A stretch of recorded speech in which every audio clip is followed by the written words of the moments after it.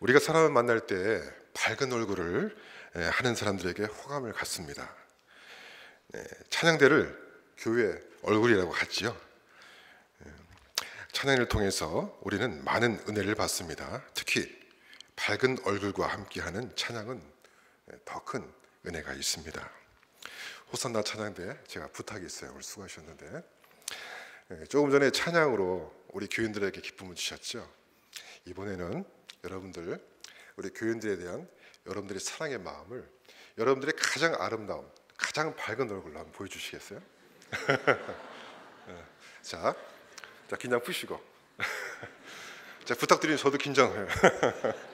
자, 긴장 푸시고, 자, 준비 한번 보여주세요. 어떻게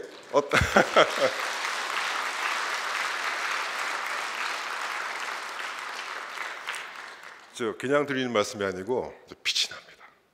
빛이 나요. 자, 특히 우리가 방금 말씀드린 대로 밝은 얼굴과 함께하는 찬양은 더 큰 은혜가 있습니다. 자,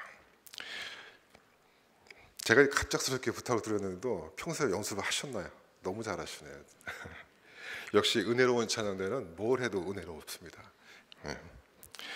자, 찬양대의 찬양을 교인들은 귀로 듣고 은혜를 받지만 어떤 때는 찬양대의 밝은 모습에 더 큰 은혜를 받을 수 있습니다.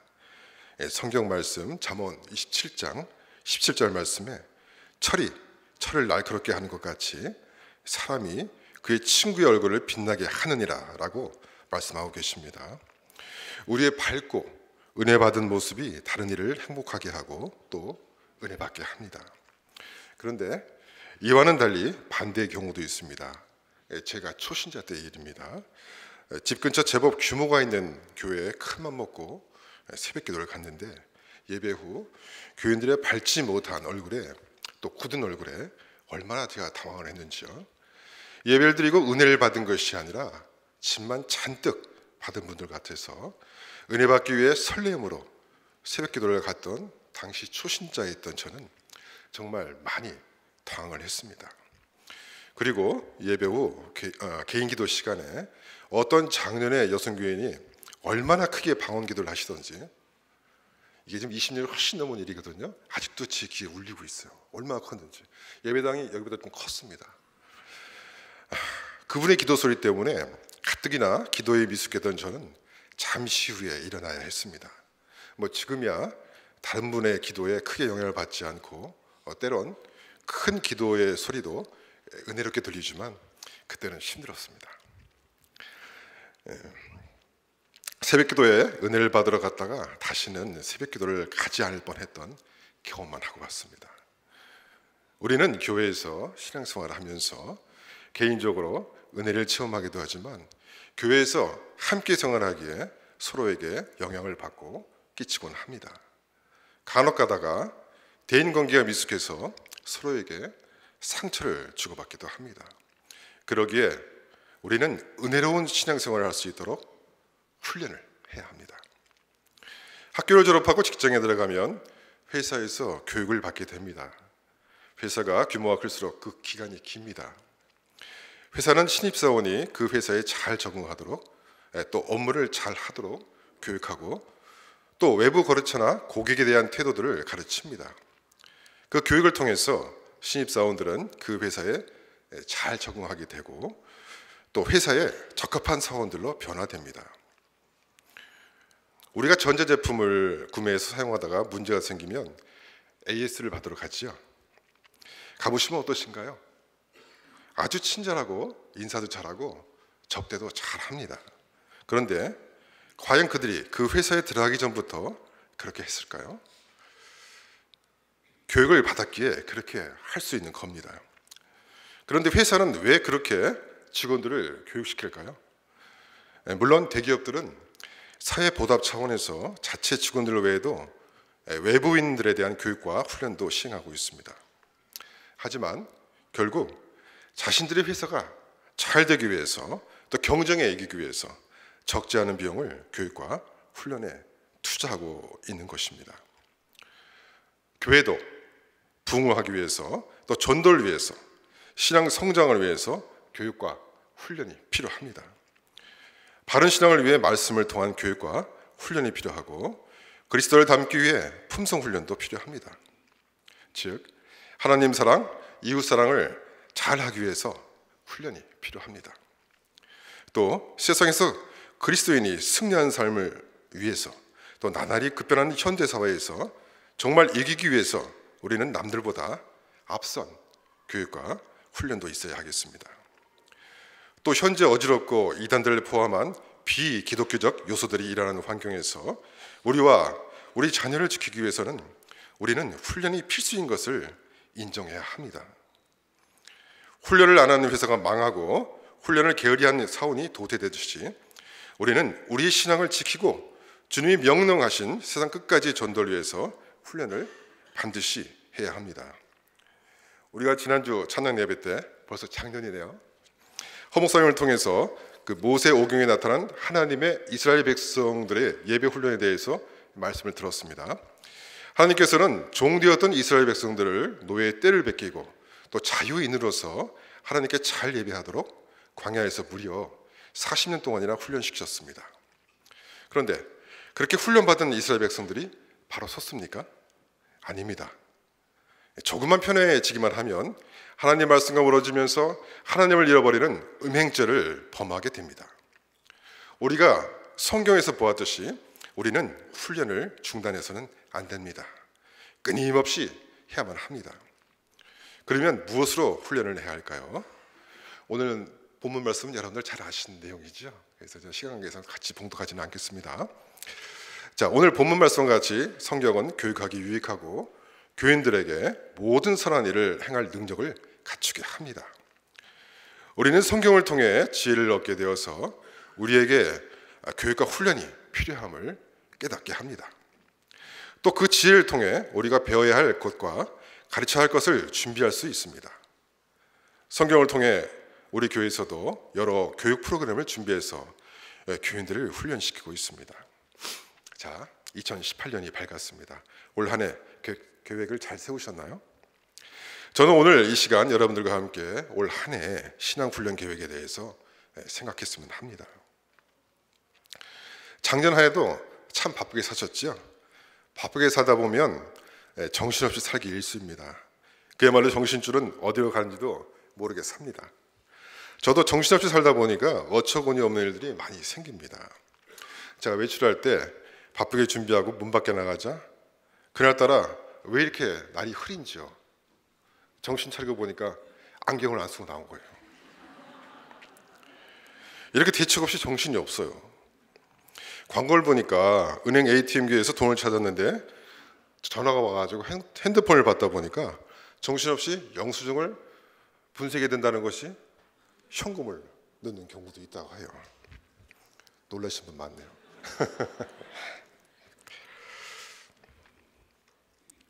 자, 한 가지만 더 말씀드리면 우리 성인이 되고 그러면 영양제를 먹잖아요. 매일 먹다 보니까 어떨 때는 내가 오늘 먹었는지 안 먹었는지 할 때가 있습니다. 그래서 도저히 생각이 안 나가지고 결국 기도를 합니다. 하나님, 저 오늘 영양제 먹었나요? 그러면 하나님께서 야 임마, 벽을 다 기도하네. 나도 바빠 임마. 좀 짜증나게 하지 마. 우리 하나님은 이렇게 하시지 않으시죠. 알려주십니다.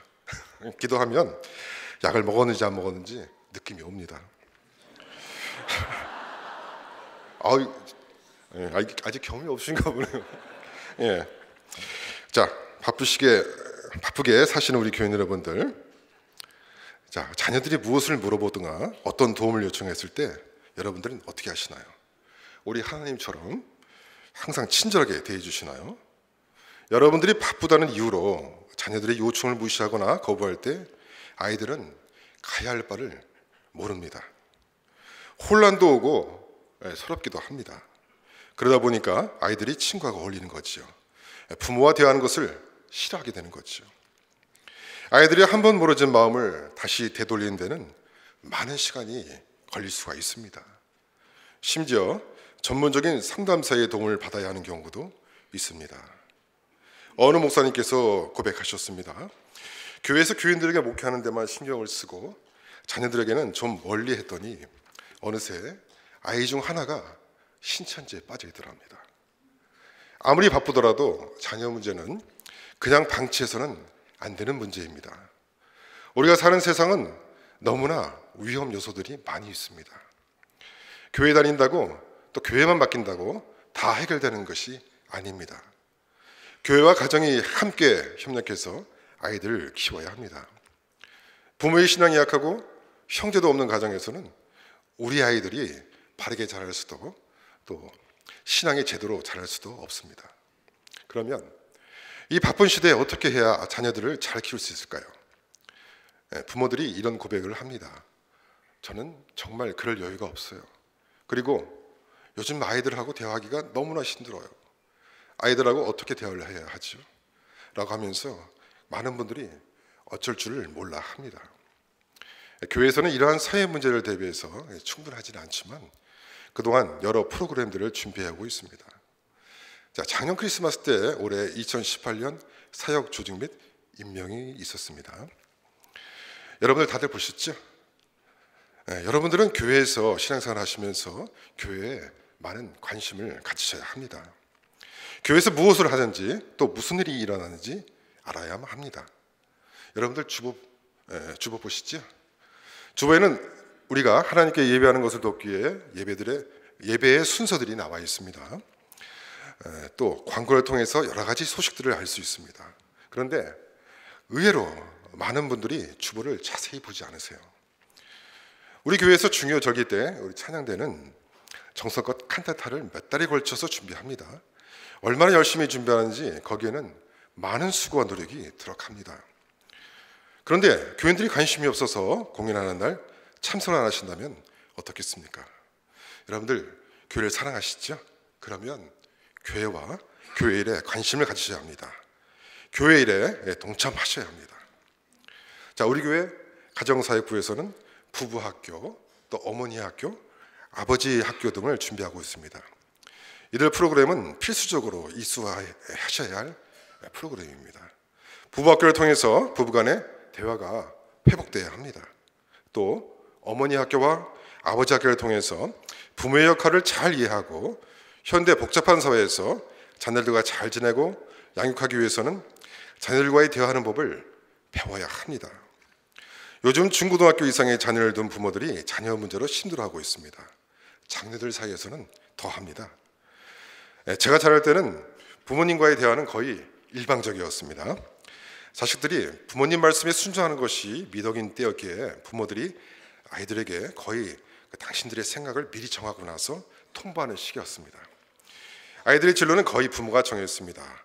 부모와 자식 간에 함께 주고받는 대화가 없었기에 아마 지금처럼 부모님들이 힘들어하지는 않으셨던 것 같습니다. 그리고 제가 젊을 때는 선후의 문화가 있었습니다. 좋은 선배들이 있어서 부모나 선생님 외에도 삶에 필요한 지혜와 예절을 배웠습니다. 저에게도 좋은 선배님들이 계십니다. 그분들을 통해서 많이 배웠습니다. 사랑도 많이 받았고 또 야단도 많이 맞았습니다.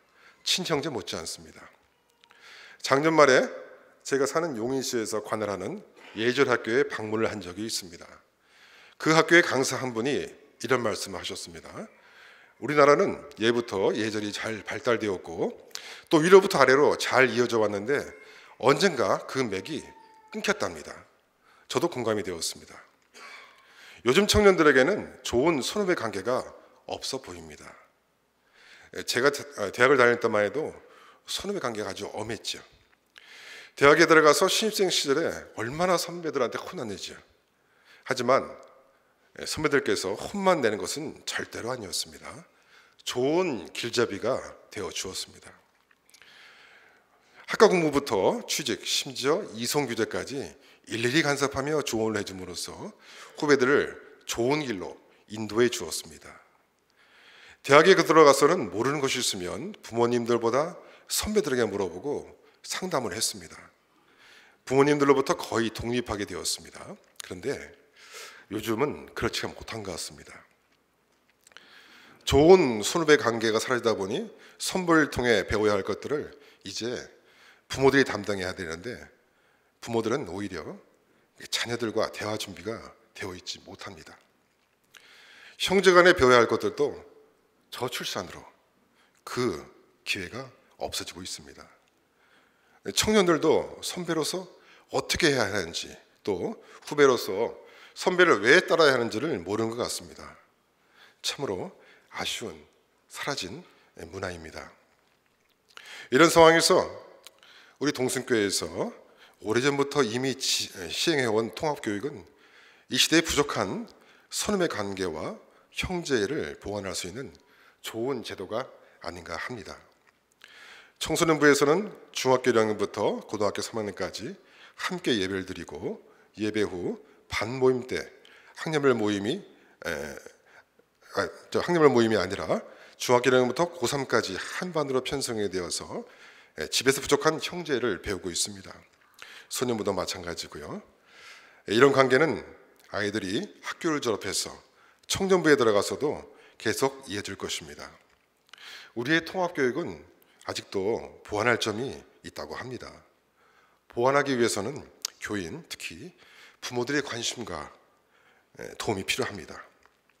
아이들이 신앙교육에 함께하기 위해서는 부모들도 자신들의 신앙을 훈련하며 준비해야 합니다.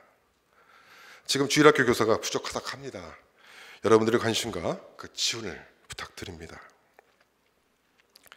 자, 그리고 우리 교회에서는 새 신자가 들어오면 새 신자반과 DDS를 통해 신앙 정도를 점검하고 또 교회에 잘 적응하시도록 도와드립니다. 아무 지인이 없이 교회에 오신 분들은 이러한 프로그램이 많이 도움이 되시리라 믿습니다. 자, 또 기존 교인들에게는 1:1 제자 훈련을 권해드리고 싶습니다. 1:1 제자 훈련은 양육자와 동반자가 한 팀이 되어서 최소 16주간을 함께하며 제자 훈련을 하는 것입니다. 우리 교회에서도 그 많은 분들이 이 과정을 이수하셨고 지금도 하고 계신 것으로 알고 있습니다. 혹시 아직 안 해보신 분들을 위해서 간략하게 설명을 드리면 1:1 제자 양육은 하나님에 대해서 더 알아보고 또 더 나아가서 구원의 확신을 갖게 되며 또 우리의 신앙 생활 영역을 성경, 또 기도, 교제, 전도, 성령 충만, 시험, 순종, 사역 등으로 나눠서 제자로서 갖춰야 할 것들을 준비하게 합니다. 그런데 우리 교회 사역이 지금 제가 방금 말씀드린 영역에 관계하게 됩니다. 1:1 제자 훈련을 통해서 기존 교회는 자신의 사역에 대해서 더 확신을 갖게 되고 또 혹시 자신의 은사를 새롭게 발견하게 되신 분은 그 은사에 맞게 부서를 옮길 수 있을 겁니다. 새 신자는 더욱더 유익할 것입니다. 새 신자 경우는 기존 교인보다 더 오래 걸려서 심지어 1년 정도까지도 하게 되는데 그러면서 자연스럽게 교회에 적응이 되어서 자신에게 알맞은 부서를 양육자의 인도로 찾게 되고 우리 교인으로 잘 정착할 수 있게 될 것입니다. 마침 오늘부터 8주간 양육자반이 주일 오후에 진행되는데 1:1 훈련을 마치신 분들은 모두 오셔서 함께 하시길 바랍니다. 동반자로서 마치신 분은 필히 참석하셔야 하고 또 양육하신 분들도 동반자 경력 차원에서 또 새로운 것을 채우시기 위해서 오셔야 합니다. 좋은 기회입니다. 1:1 제자 훈련은 양육받는 것도 또 받는 것, 양육하는 것도 또 받는 것도 다 훈련이기에 아주 적절한 훈련 프로그램입니다. 동반자만 은혜를 받고 신앙이 성숙하는 것이 아닙니다. 양육자는 양육하시면서 더 큰 은혜를 받습니다. 이 1:1 제자 훈련에는 은혜로운 간증이 넘칩니다.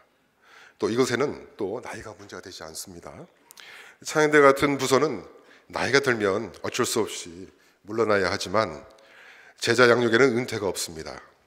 하면 할수록 더 큰 은혜를 서로 주고받을 수가 있습니다. 8가지 분야를 다루면서 교회에 있는 다른 부서들의 관심을 가질 수가 있습니다. 예를 들어서 큐티, 전도, 폭발, 또 사회부, 선교, 사회부 섬김 등 이 훈련을 통해서 은사를 발견하고 자신의 관심 분야를 양육자와 함께 찾아갈 수가 있습니다. 그리고 또 양육자 동반자를 연결할 때 그 선교회를 예를 들면 삼남이 사남을, 또 사남이 오남을, 오남이 청장년부를 양육하게 되면 아까 말씀드렸던 잊혀져가는 선후배 문화를 교회에서 아름답게 부활시킬 수도 있을 겁니다. 통합교육과 세대를 잇는 양육 시스템, 이게 얼마나 멋진 앙상블입니까?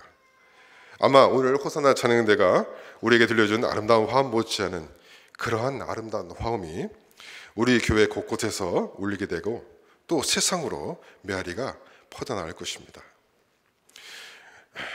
그리고 제가 앞에서 예를 들었던 정신없는 삶 문제도 절대로 그냥 넘길 수 없는 문제입니다.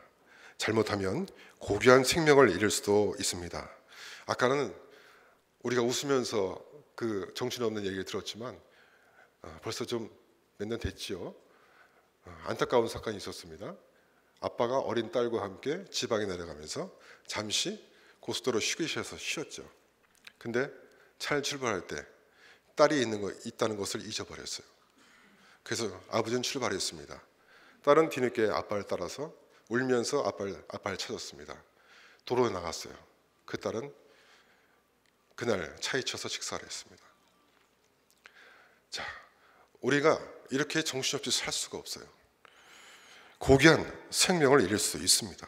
우리 정신을 차리고 사셔야 합니다. 그래서 저는 여러분들께 그 쉼 예배를 권해드리고 싶습니다.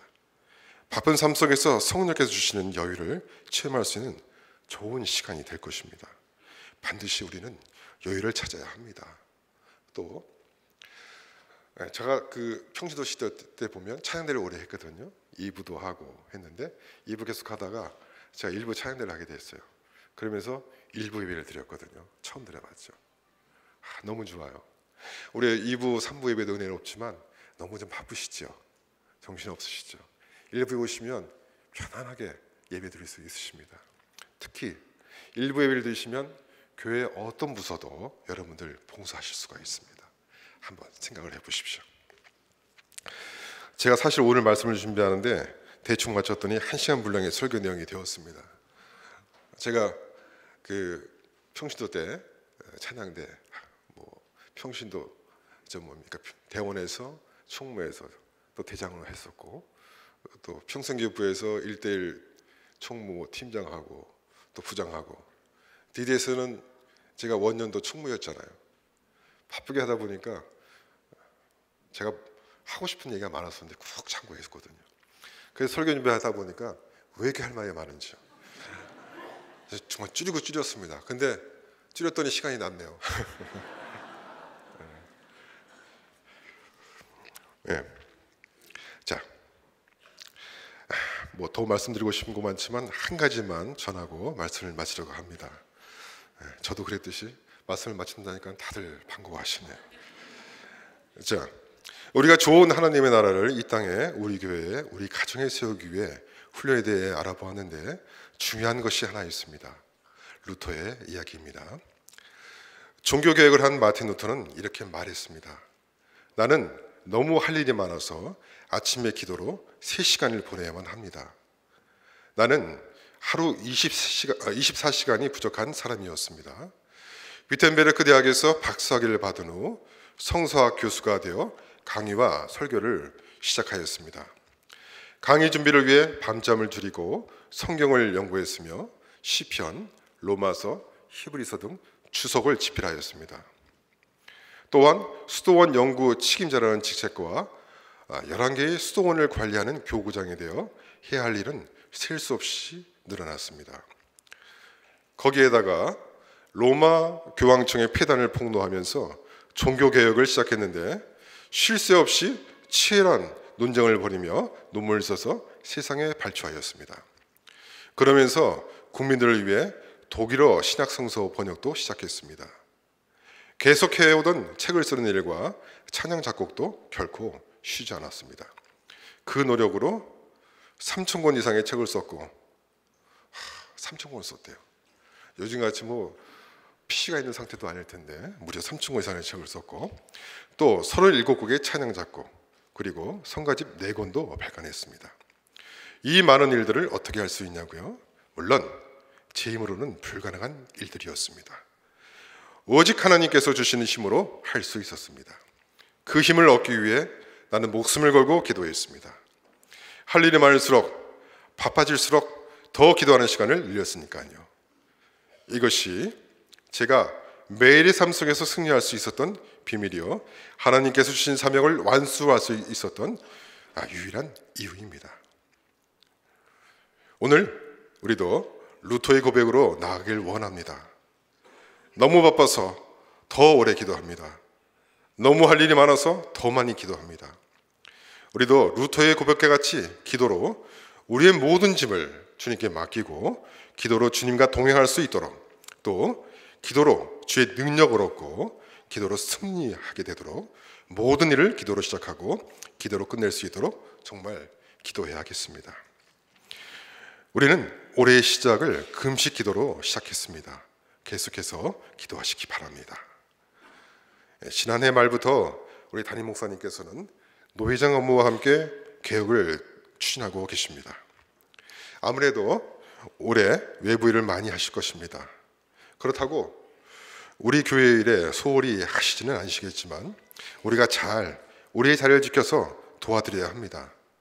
개혁이라는 것이 어느 시대 어떤 일에도 결코 쉽지 않은 것입니다. 어쩌면 큰 정이 있을지도 모릅니다. 하지만 몇몇 대형 교회들의 문제들과 함께 기울어가고 있는 기독교를 세우는데 이제는 가만히 앉아있을 수가 없습니다. 우리는 직접 그 개혁에 참여할 수는 없어도 기도로 지원해드리면서 동참해야 합니다. 정말 2018년은 기독교계가 희망을 발견하는 한 해이기를 바랍니다. 우리 모두가 기도 훈련에 하나가 되는 한 해이기를 바랍니다. 감사합니다. 기도하시겠습니다. 하나님 감사합니다. 저희에게 새로운 해를 주시고 또 새로운 꿈을 꾸게 하여 주심을 감사드립니다. 올해 주님께서 하시고자 하시는 계획이 있을 줄 믿습니다. 저희들 그것을 알게 하시고 또 열심히 함께 하도록 인도하여 주시옵소서. 교회의 머리이신 예수님을 따라 우리의 자리를 잘 찾고 잘 지키는 저희들 되도록 기쁜 마음으로 훈련을 결단하게 인도하여 주시옵소서. 감사드리며 우리 주 예수 그리스도 이름 받들어 기도드립니다. 아멘.